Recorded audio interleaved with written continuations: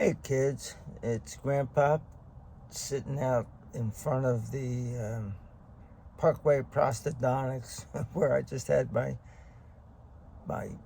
one permanent crown replaced. It fell out, so I had to come in and have them stick it in. I will have a full set of teeth on April 18th. It'd be the first time that I've had a full set of teeth since 2006 when I went into the hospital for the cancer surgery. So I'm pretty psyched about that. It's been expensive, but hey. Today we're going to read the Jungle Book, and this is in the complete or the Enchanted Fairy Tale Storybook.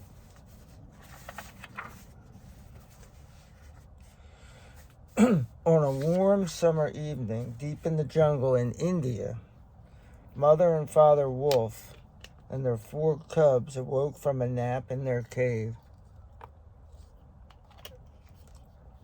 Mother Wolf pricked up her ears. "Listen," she said, "something is coming up the hill." And here are the wolves.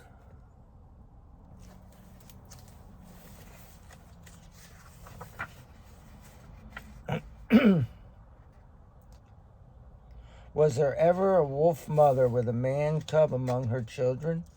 asked Mother Wolf.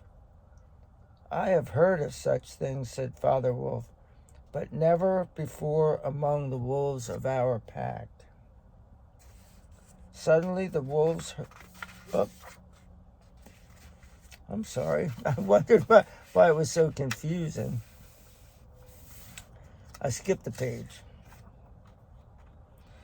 So let's go back. Something's coming up the hill. The bushes rustled. Father Wolf was ready to pounce on the intruder. Suddenly he relaxed. "Look," he said, "it is a man cub." So a cub is a little wolf, a little bear, a lot of mammals.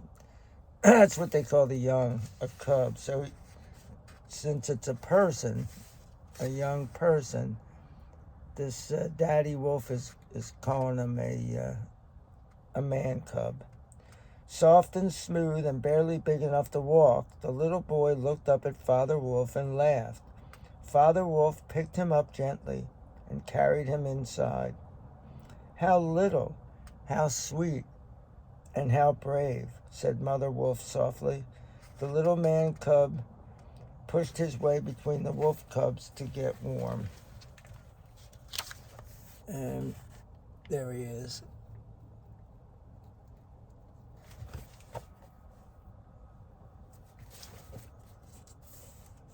The little man cub. And the mythology behind the founding of Rome was that there were these twins, Romulus and Remus, and they were raised by wolves. "Was there ever a wolf mother with a man cub among her children?" asked Mother Wolf. "I have heard of such things," said Father Wolf, "but never before among the wolves of our pack." So now we're back where we're supposed to be. Suddenly the wolves heard a low growl. It was Shere Khan, the tiger, and he was too big to fit through the mouth of the cave. "Give me the man cub. He is mine," said the tiger. But the wolves would not turn over the man cub, and Shere Khan angrily went away. Mother Wolf named the man cub Mowgli. And so there's the tiger, Shere Khan, looking in the mouth of the cave. The law of the jungle said that all wolf cubs old enough to stand must be brought to the pack council held at the full moon to be identified. Father Wolf took Mowgli and his own 4 wolf cubs to the meeting of the pack at Council Rock. Mowgli and the cubs played with pebbles that shone in the moonlight, while the other wolves sat around them in a circle. So he's hanging out with the other wolf cubs.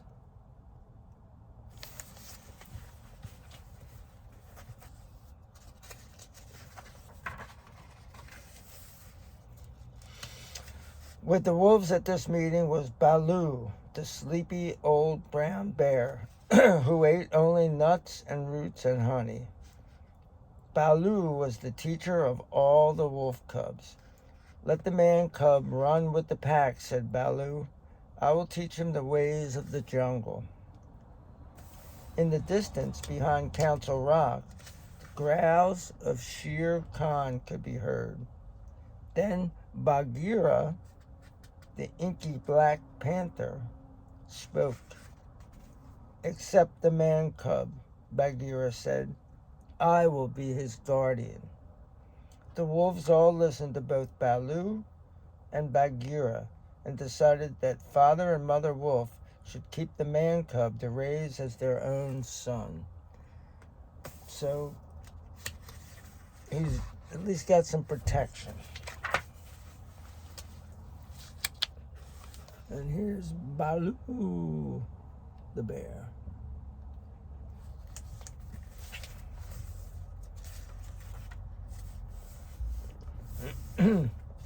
The next 10 years were wonderful years for Mowgli.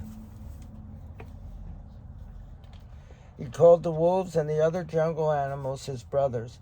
He played games with the wolf cubs during the day and slept soundly next to them at night. He ate coconuts and bananas and sweet pawpaws from the trees of the jungle and drank from the clear jungle streams.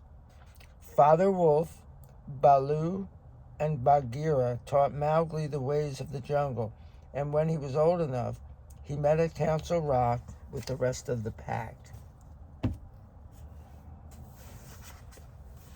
And here he is with his protectors. The panther up there and the bear down there.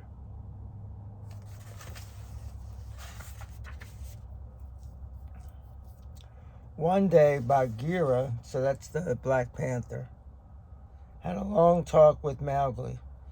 "You must be ready," Bagheera said. "Someday Shere Khan will come after you.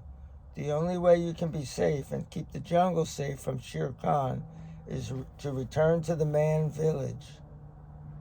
This news made Mowgli very sad, but because he loved Bagheera and the other jungle animals, he obeyed. And here he is, being sad, because he's got to go to the man village.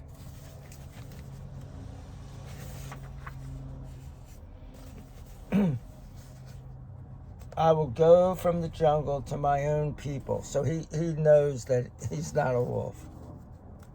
Mowgli said. He went to the cave where he had been raised and said goodbye to Father and Mother Wolf and to his wolf brothers. They promised to visit him at the edge of the farmlands near the man village, and Mowgli promised that someday he would return to the jungle. And here he is, saying goodbye.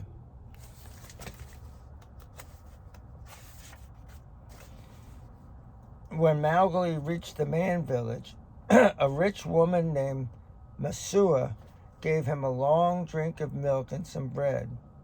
Messua and her husband decided that Mowgli should stay with them.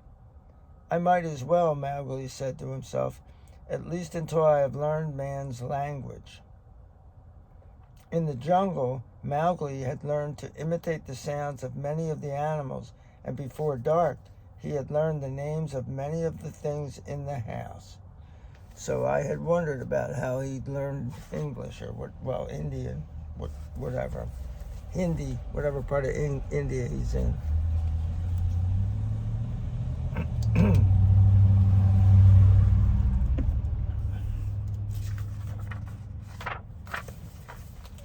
And here he is with the rich woman at the house.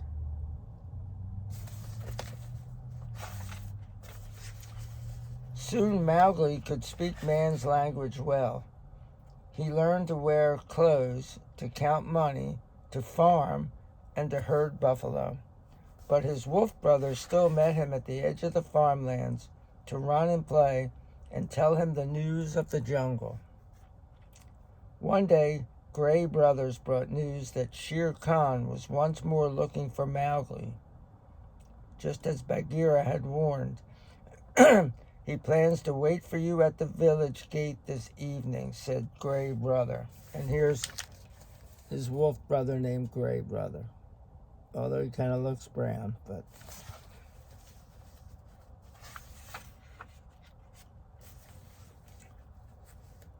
But before the tiger could find Mowgli, Mowgli surprised the tiger, riding on the back of a buffalo, and with help from Gray Brother, Mowgli herded all the buffalo toward the village gate. The tiger was so surprised and frightened that he ran away without a fight. And there he is, Shere Khan. Afraid of a couple buffalo.